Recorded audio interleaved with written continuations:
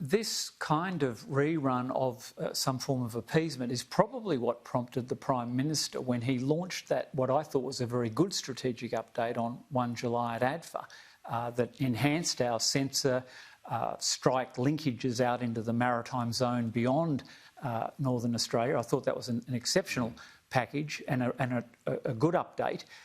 He referred quite intentionally, saying that there are some echoes of the 1930s. So you're not alone in this, but I might add the Minister for Defence did have something to say about this today, which is slightly at odds with you, and I'd like to just get your comment on your colleague Linda Reynolds, who spoke earlier today. Jim Molan, Senator Molan, has extensive experience. He's one of our most capable and experienced Army officers, and also now as a Senator.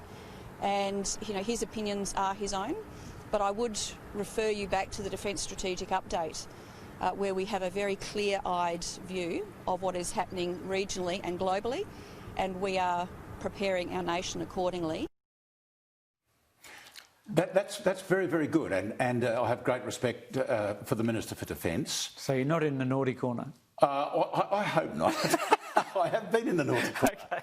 Okay.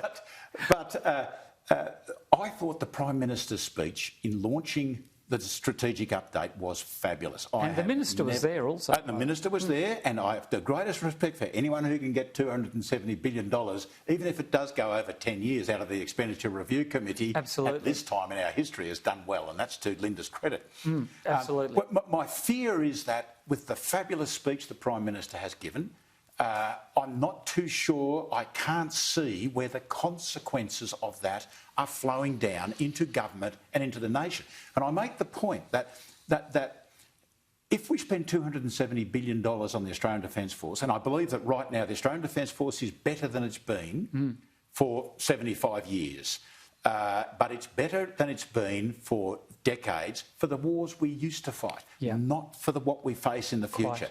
I would make the statement that if we spend this $270 billion over 10 years, and anyone who thinks we've got 10 years, give me a call, I've got a bridge I want to sell them. Yeah. But at the end of that 10 years, I'd suggest that we would have an ADF which is far better than it is now, no two ways about it. It could probably win 1 or 2 significant battles. Can it win a campaign? Has it got lethality, mass and sustainability for a campaign or a war? That's the question that the government's got to address. But also, what about the rest of the nation? If we're giving $270 billion, Catherine, to the Defence Force for something in the future, what are we doing for the rest of the nation? And that brings in an important point I want to come to, because both he and Minister Reynolds, and like you, I thought the package had a lot to like. It was excellent. But the Prime Minister was at some pains again in that speech that warrants close reading to say that we no longer have that luxury of lead time. Yep. You remember the warning time concept that was part of the DOA, Defence of Australia construct. That's off the table in the eyes of the PM. So you're more, not alarmist, but your sense that there could be a higher likelihood of conflict than less so is certainly the Prime Minister's position. It's certainly underpinning that package.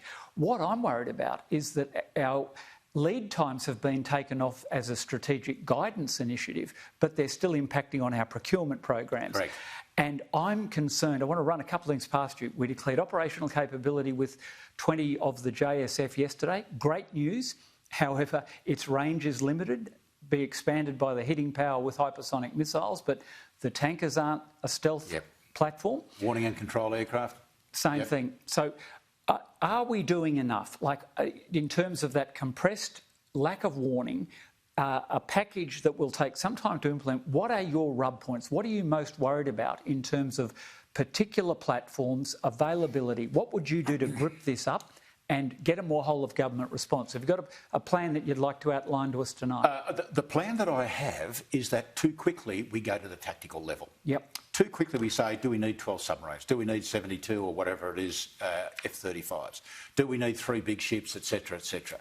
That ain't the point. The point is we could have the answer to every one of those questions if we had an overarching strategy. And we can pour money into defence, and thank God that this government has put the $270 billion in. It's fabulous and I support it entirely.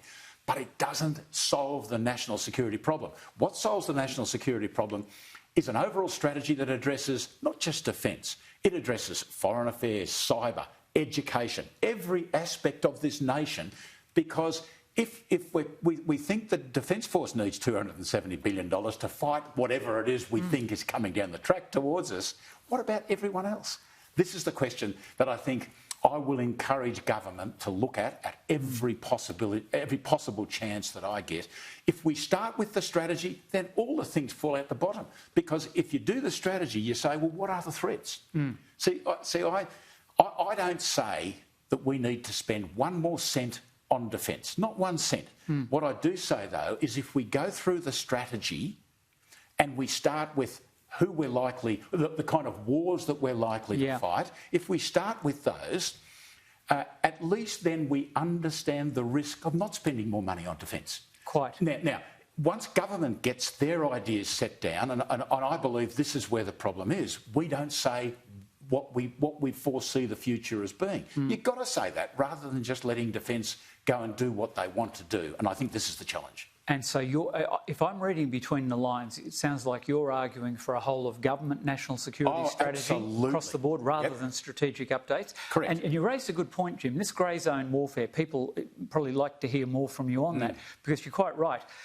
It's just as likely our banking system could be attacked, isn't it, as much as our defence infrastructure. Absolutely. And if we haven't got the cyber specialists defending our banking system, or if we've got reservists who are in the banking system and maybe better used there rather than working for ASD as reservists, we've got rub points. Now, that's the type of whole of government seamless joining up that you're talking about, isn't it? It is. And what's caused me to take this line more enthusiastically than I have over the last 3 years is the fact that the four nations of China, Iran, Russia and North Korea, and of course Islamic extremism, their power has increased, US power has decreased, and we are now becoming very aware of this nation's vulnerabilities. And this is what you're getting at.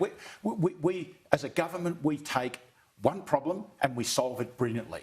And if I look at counter-terrorism, foreign influence, foreign affairs, BMI, all of these good things that we have addressed as a government, we're doing very, very well.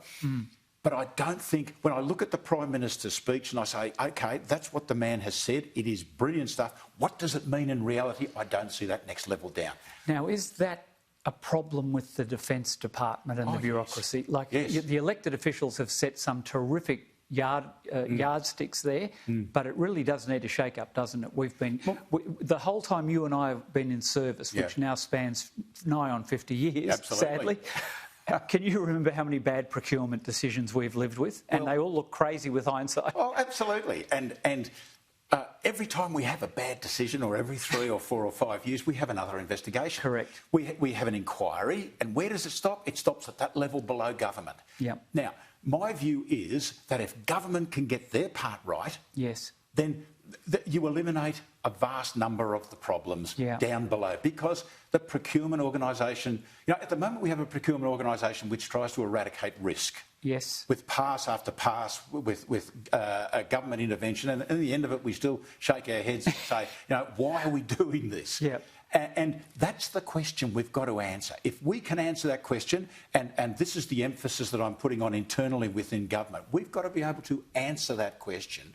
What is it that we are preparing, not the ADF, but the nation for going into the future?